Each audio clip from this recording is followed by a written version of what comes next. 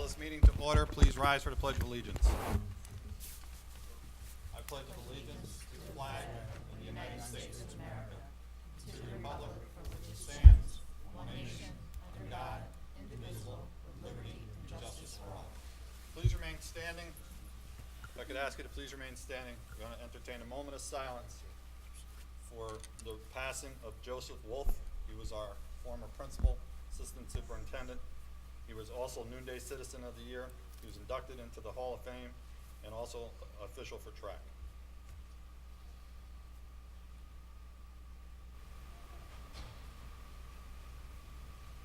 Thank you.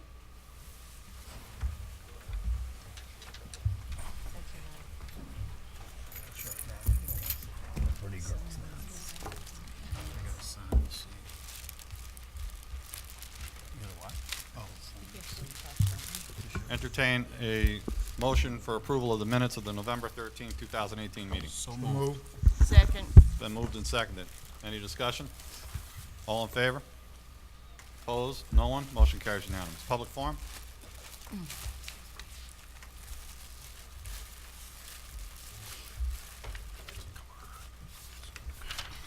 Do we need to refresh, Lisa? Yes.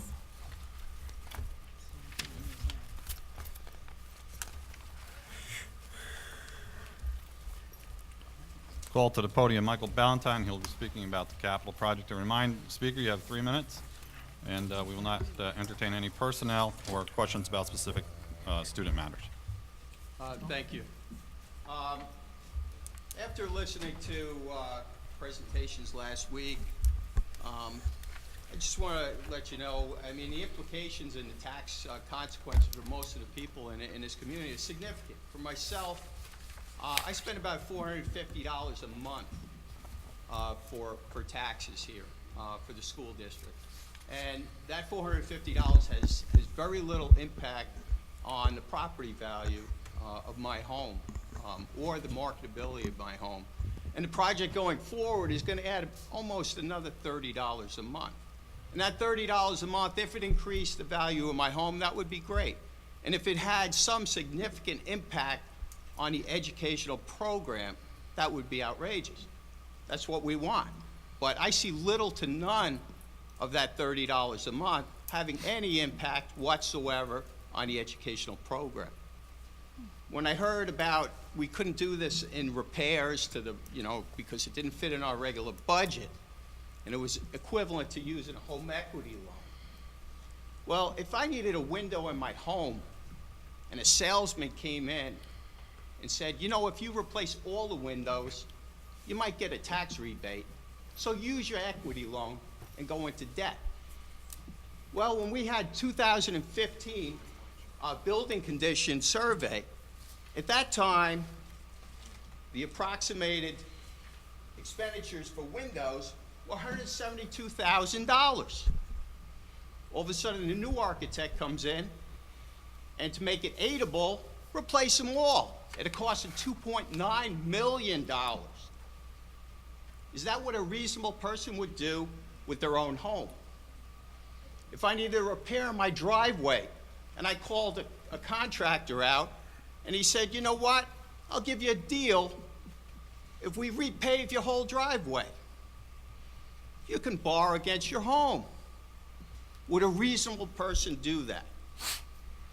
If I had a yard that I never took care of, and I let my whole yard, other than just cutting it, go to weed, would I go into a home equity loan to sod my yard when I know darn well before it's paid off, it's going to go to weed?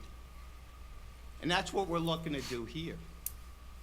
Under the guise of health, safety, and security, that's how we present this whole project. Very little of this project is going to impact safety, health, or security of our students. We include in there ADA compliance. Well, unless we have renovations, major renovations in the building after 2010, we do not have to bring an old building up to ADA compliance. So again, I hope that some people listen to this. I hope some people look at the information that the board has provided on their website. not what is provided here, to say that we haven't had anything with significant tax impact since 2000. The 2014 proposition that we passed did have tax implications. After debt is retired, we should have seen a tax break, but we replaced that tax increase with that existing debt. May have been neutral, but no, it wasn't. Thank you very much. Thank you, Michael. Thank you, Mike. We go on to presentations for this evening. Deputy Superintendent Angela Urbina Medina, talk about the Boost Academy.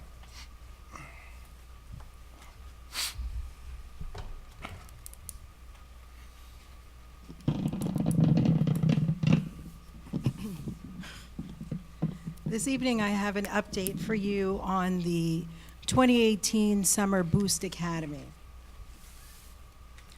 As you already know, this was the second year of our relationship with Ulster BOCES. We've worked collaboratively with them for the last 2 years in providing this summer opportunity for some of our students. The slides are included in your packet, but the ones that I'm displaying are a lot more colorful. The Boost Academy was housed in the elementary school and had a principal, Natalie Hargis, who participated in the program in 2017 as well, and came back in 2018 and acted in the role of principal.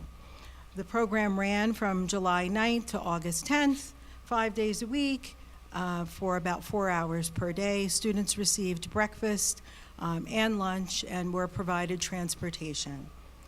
The population of students that were invited to participate were generally students that were behind their peers academically. They were identified either through teacher recommendation or through data, through STAR assessments or benchmark assessments. One of the most notable parts of our experience with the program in 2018 had to do with the dramatic increase in attendance and the number of students that were invited to participate in the program. The efforts that took place last year in the spring, I learned a great deal from the experience in 2017 and took a lot of the feedback that was provided to heart in getting out the word about the program as early as possible. And what that lent itself to was what you can see here. In 2017, we had 59 students participate in the program, and in 2018, we had 85 students participate in the program, which is quite the increase. We had teachers from the Ellenville Central School District working as instructors in the summer program, as well as teachers that were hired through Ulster BOCES. Ulster BOCES, by the way, did all of the hiring. We were just fortunate enough to have several of our teachers participate as instructors as well. The first day of class, the first day of school in July, we welcomed 85 students and 67 students on the very last day in August. And the 67 students, that's a larger number of students that ended the summer of 2018 as participants than took part in the program in 2017 all total. So I don't see that necessarily as being a negative, keeping in mind that this is a summer program and that many families have other activities planned and students participate in a wide range of enjoyable time during the summer. The breakdown I've also provided for you: 22 kindergartners, first grade 13 students, second grade 11, third grade 26 students, and fourth grade 13 students. The average daily attendance about 74% on average. And please also keep in mind that the Boost Academy ran during the same time period as our camp that takes place on our campus. So there were 3 areas of focus for instruction during the 5-week period: reading, writing, and math literacy skills. There were increases in all of the areas, and the information that I'm going to provide for you is generally just snapshots of some of the data that I have about the success of the program. There was a pre- and post-assessment administered to the students. The first week that they entered the program and week 5, by and large, across the board, there were increases in all grade levels for students on average, some of them being more significant than others. Taking a look at what an assessment would be for, let's say, a kindergarten group of students, you're looking at the student participants here and the levels that they grew from an A to a B, an A to a C, a B to a C, and a B to an E. You'll see notated on the bottom of this slide that the guided reading levels were determined using the Scholastic tool. And I know that we talk a fair amount about reading and reading levels, and I sometimes forget that not everyone converses in the same vernacular that I do. So I provided you with a handout. The second page of the handout is the Scholastic Leveling Resource Chart, and that's the leveling guide that the teachers used for the purposes of leveling the students during the summer.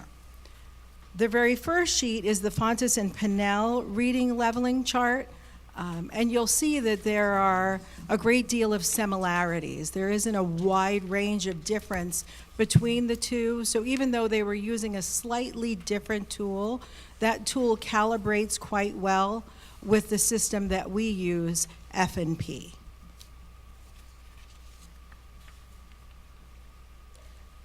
The writing instruction was focused on writing to inform. Last year, I spent some time looking at some New York State assessment data and looking at areas that could be targeted for sort of focused instruction in an area where we could boost our scores in a short amount of time without a tremendous amount of stress. And that area usually has something to do with writing, short response or extended response. And our students were not maximizing the point allocation that they could receive for short response questions. So writing was a focus of some of the work that took place during the Boost Academy this summer. Students were assessed using a 4-point rubric, which is a scale with 4 being the highest, and they were provided with a writing prompt that they needed to respond to. If you're looking at grade 4 with 13 students assessed, you can see based on that group the number of students in each level and the growth that they achieved.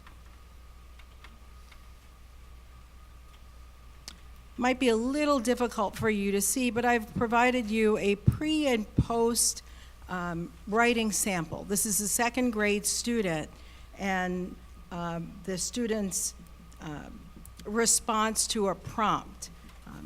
In the first or the pre-writing task, the student was writing about how to make slime, which is something that's attractive to kids. And the second writing sample, the student was writing about a hedgehog, and the hedgehog's name was Chocolate. You can see that the student's detail has improved, the level of detail, the punctuation is included in the passage, which had not been in the previous writing sample. You'll also notice that there has been an increase in the number of correctly spelled words.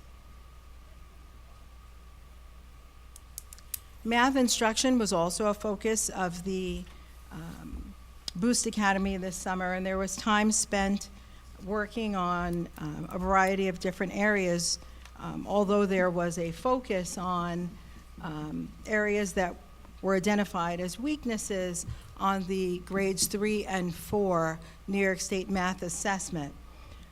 Those are the areas broken down by standard that were part of the daily work and routines in the classroom. I provided you with the explanation of what the acronyms are. And if you're looking at counting and cardinality and wondering, well, what is that? You're just talking about, working with students on that kind of crossover knowledge of their understanding of math. So it would be that the student could write the number 4, the numeral 4, that they could write out the word 4, and that they could also provide you with an example of for something, for flowers, for shoes. Operations and algebraic thinking are basically mathematical operations: addition, subtraction, division, multiplication, so on and so forth. NBT, numbers in operation in base 10, are patterns. This is where students would be working on their times tables and trying to drill that into memory and also anticipate what comes next in a pattern. And finally, numbers in operation and fractions. This is the number sense standard, and one of the more popular activities now has to do with students trying to escape the room, where you're solving a problem in order to navigate your way through a particular situation. Quite engaging, and it allows students to use a variety of different tools. If you're looking at comparing two third grade students and their math assessment, they were answering 3 questions that focused on a specific standard, and they were graded on a rubric from 0 to 4. On the pre-assessment for student number 1, his total score was a 3, and when the student was assessed at the end of the Boost Academy, the score increased to a 12. The same as can be said for the second, third grade student, with an increase in performance being evident. The pre and post math growth from week 1 to week 5 was quite notable. We had significant gains for students' level of proficiency in math. The final slide, this letter was shared with me, and it had been shared with one of the teachers in the program, and the teacher shared it with the program principal. And it's hard enough now, when we're used to communicating via email and text, to have somebody sit down and write you a letter, however brief. But I'm going to read it. And it was addressed to the teacher in the program, and the parent said, after having 2 fun weeks at camp, blank was not looking forward to Boost. We don't know what magic you performed, but blank went to class happily every day. Thank you for being so wonderful and for making summer learning fun. Enjoy what's left of the summer. Sincerely, the blank family. So in 2 years that we've run the program, we have some families and their children that have participated 2 years in a row. The program has already developed within the county a notable reputation. We are, hands down, leading the way and offering a program to our students during the summer that no one else is offering. We're offering breakfast and lunch and transportation, and those components are part of what makes this program a successful one. Not to mention that we're emphasizing the need that for being a year-long learner. That summertime, although wonderful and enjoyable, is not a time to hang up your tools and not participate in engaging your brain for 2 months. That students get used to feeling successful in the summer academy, and that success is evident in some of their pre and post assessment data.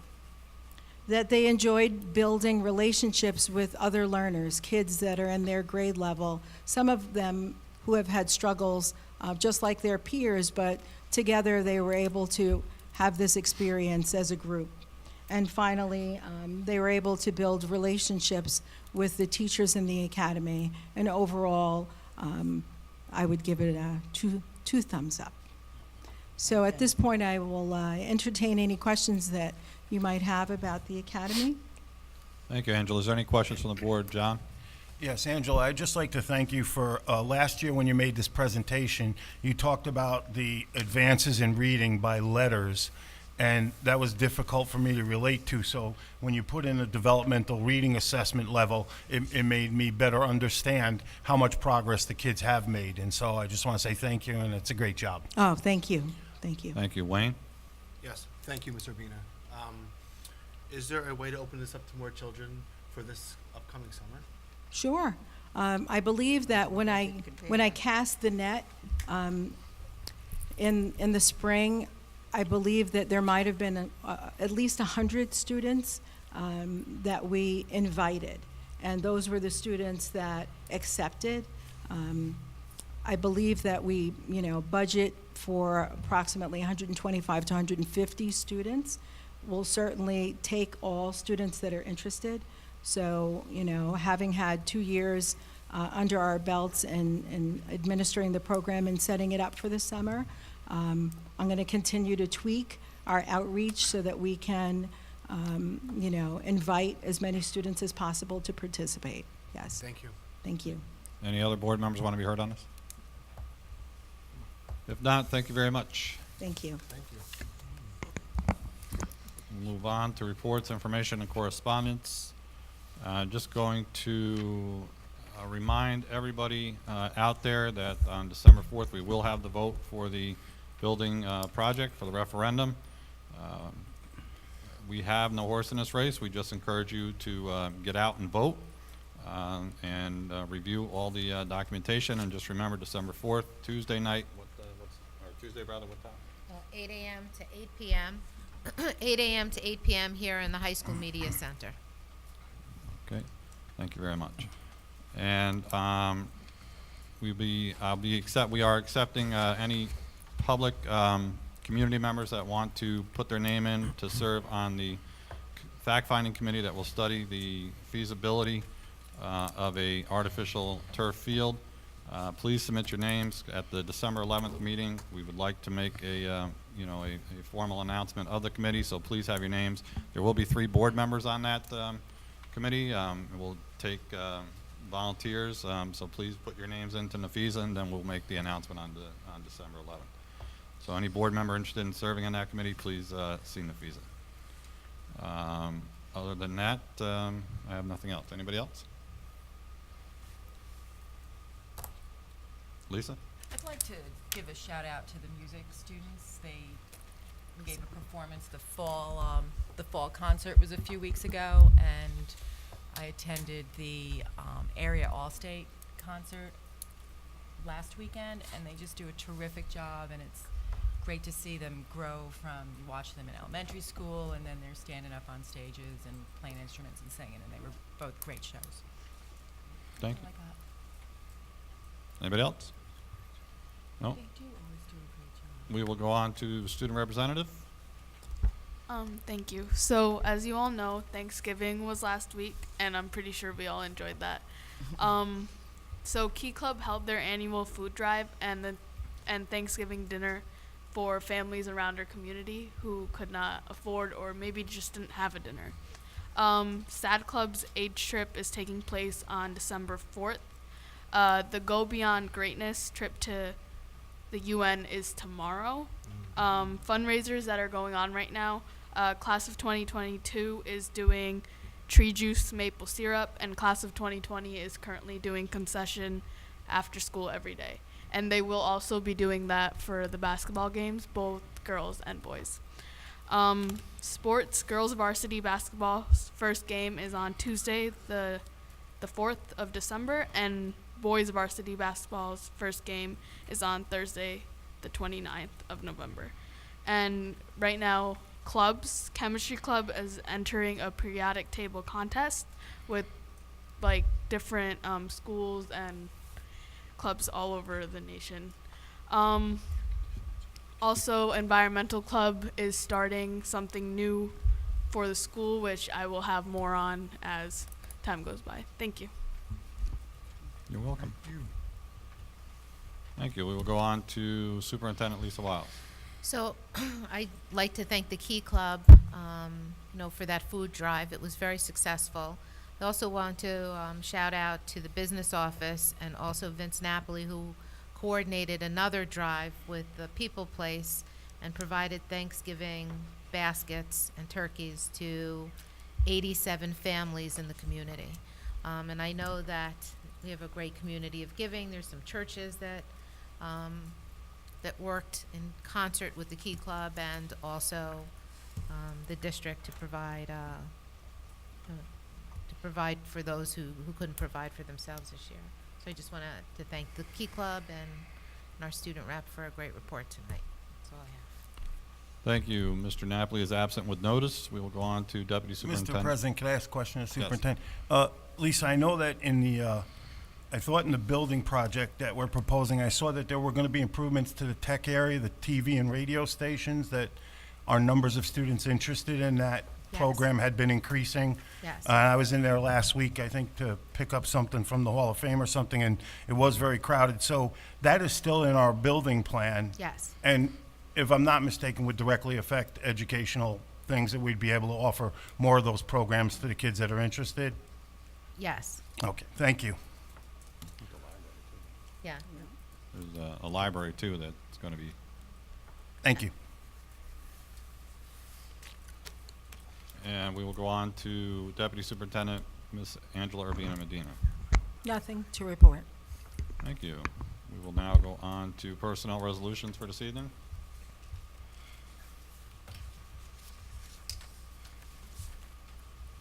Upon the recommendation of Superintendent of Schools, be it resolved that the high school extended day program personnel be approved at a rate of $42 per hour worked for the 18-19 school year. So moved. Second. Moved and seconded. Discussion? All those in favor? Opposed? No one? Motion carries. 6.2, upon the recommendation of the Superintendent of Schools, be resolved the resignation of Shaquan Taylor as modified girls basketball coach be accepted effective November 27, 2018. Second. Moved and seconded. Any discussion? All those in favor? Opposed? No one? Motion carries. 6.3, that the following coaches for the winter sports be approved as indicated for the 18-19 school year. So moved. The list is presented. It's been moved and seconded. Discussion. All those in favor? Opposed? No one. Motion carries unanimous. 6.4, upon the recommendation of Superintendent of Schools, be resolved that the appointment of Lasauri Luis Rivera, part-time cafeteria monitor, be made permanent following a successful extended probationary period effective October 15, 2018. So moved. Second. Moved seconded. Discussion. All those in favor? Opposed? No one. Motion carries unanimous. On the policy resolutions, 7.1, second final readings of 5,000, 6,000, 7,000, and 8,000 policies. So moved. Second. It's been moved and seconded. Any discussion on these policies? All those in favor? Opposed? No one? Motion carries unanimous. Under 8.1, student IEPs, be it resolved that the attached list of student IEPs be acknowledged as appropriate. There are 18. So moved. Second. Moved and seconded. Any discussion? If not, all those in favor? Opposed? No one? Motion carries unanimous. Construction resolution. Motion to move 9-1 through 9-4. Second. Been moved and seconded. Any discussion on these? All those in favor? Opposed? No one? Motion carries unanimous. Under 10.1, excessed items, resolve the following library books and equipment be accessed. So moved. Been moved? Second. Seconded. Any discussion on it? Jody? We're going to put the books out for Yes. the events before we dispose of them, Yes, correct? we will make sure that they're left in the library if students want to take them, and also at the book fairs. Thank you. Next meeting? Excuse me. Raymond? Will the was reading. equipment that's being accessed go to auction? I believe that he has a, yes, and I think that there's a minimum bid that we're listing out on them. Is it? Yes. International auction? Anybody else for this? If not, all those in favor? Opposed? No one? Motion carries unanimous. Mark your calendars. The next meeting date is December 11th, 2018. Again, remember, next Tuesday, December 4th, 8 a.m. to 8 p.m. Get out and vote.